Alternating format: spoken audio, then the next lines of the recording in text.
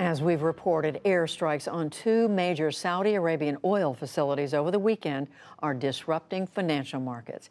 It is also heightening tensions between the United States and Iran. The U.S. blames Tehran for the attacks, despite claims by Houthi rebels in Yemen that they were responsible. The NewsHour's Lisa Desjardins has details. A war of words and images after weekend aerial attacks left two Saudi oil sites in flames and smoke. A U.S. official shared these images showing damaged facilities and blackened, scorched areas. Today, a spokesman for a Saudi-led military coalition said the firepower responsible was Iranian-made and was not launched in Yemen, contrary to claims by rebels there. Initial evidence shows that these weapons are Iranian weapons, and we are investigating this, and we will announce the findings. Initial findings show that the terrorist attack did not originate from Yemeni territories as claimed by the Houthi militia. The U.S. also pointed to Iran. Secretary of State Mike Pompeo tweeted Saturday that Iran has now launched an unprecedented attack on the world's energy supply, and there is no evidence the attacks came from Yemen. But that is precisely who has claimed responsibility: Houthi rebels in Yemen. They are backed by Iran, but a spokesman said Saturday the rebels themselves launched 10 drones at the oil facilities and threatened more to come.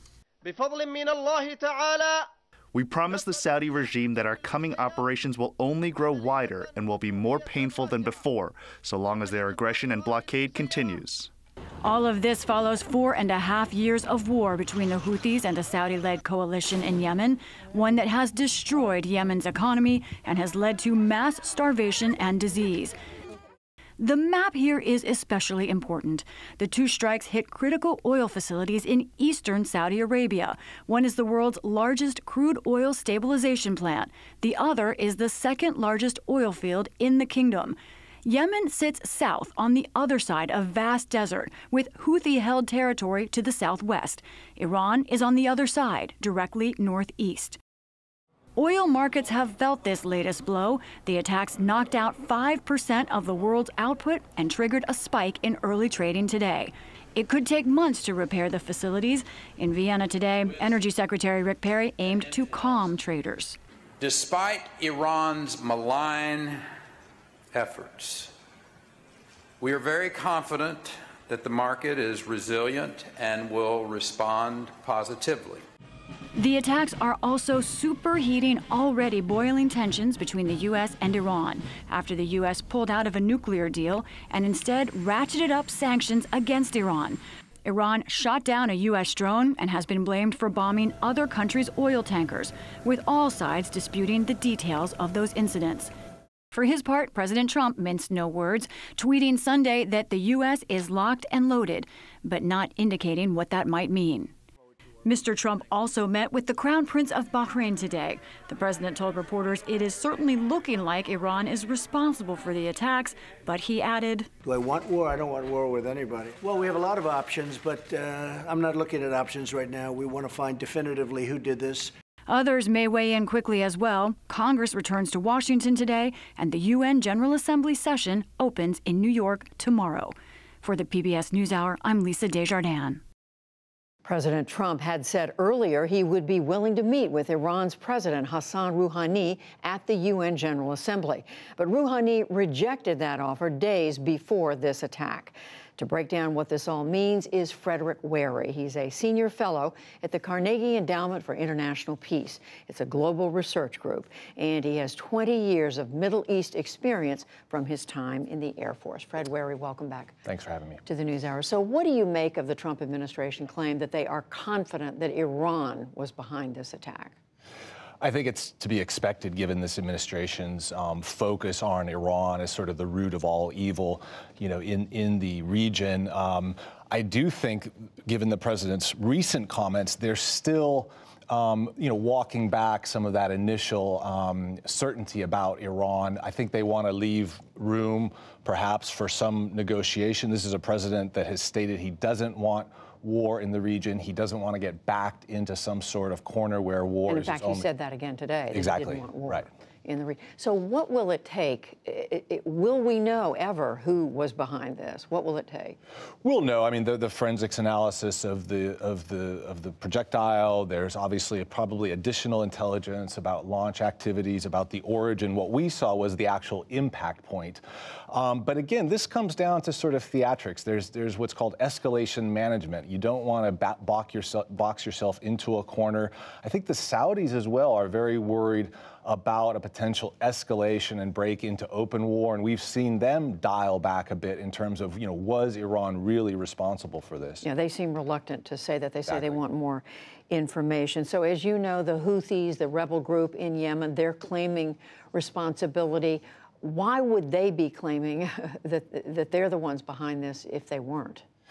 I think it paints them as a formidable opponent of the Saudis. They've been fighting this Saudi, invasion of their country. They've have an interest, I think, in creating that level of uncertainty. They've said they received help from within the kingdom. It's probably unlikely, but again, stirring that uncertainty.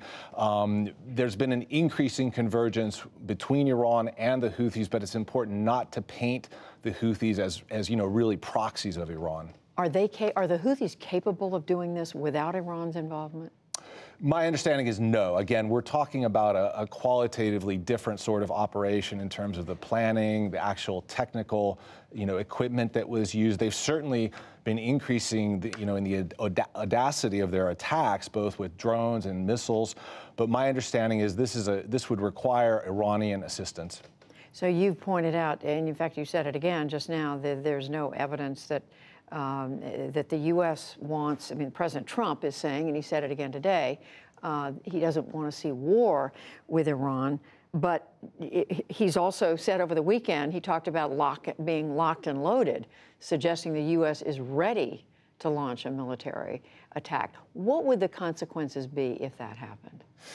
You would have, I think, open war. There's no way to sort of punish Iran, discreetly, to keep this compartmentalized. I think in this sort of situation, you would have the gloves come off, right?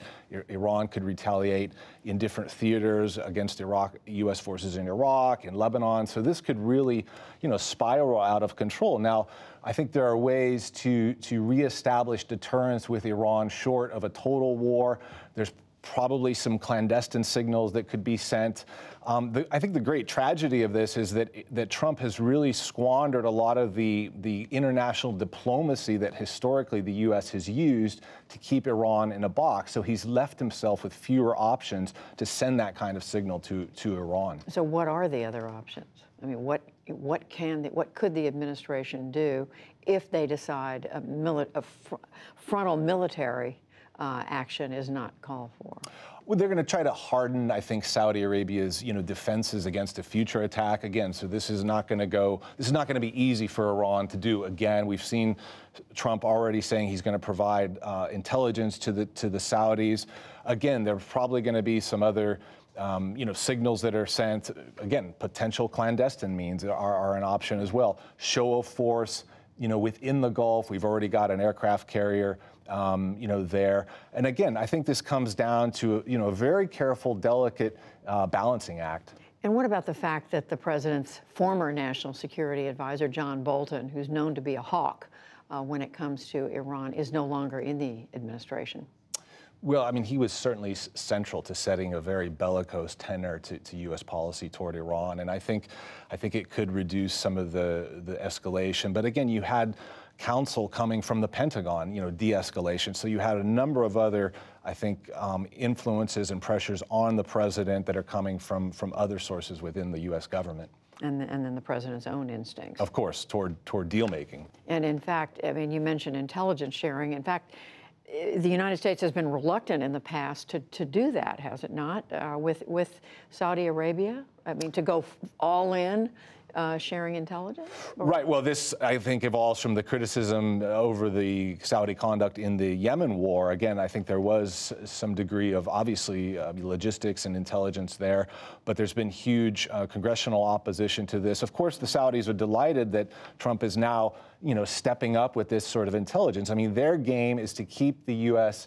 in the region to counterbalance Iran, but not enough so it provokes an open conflict, because that would be bad for them. They would be in the line of fire were there to be an open war between Iran and the United States. You're saying Saudi Arabia doesn't want a war, out-and-out war with Iran either. Fred Wary, watching this very delicate situation. Thank you very much. My pleasure. Thank you very much.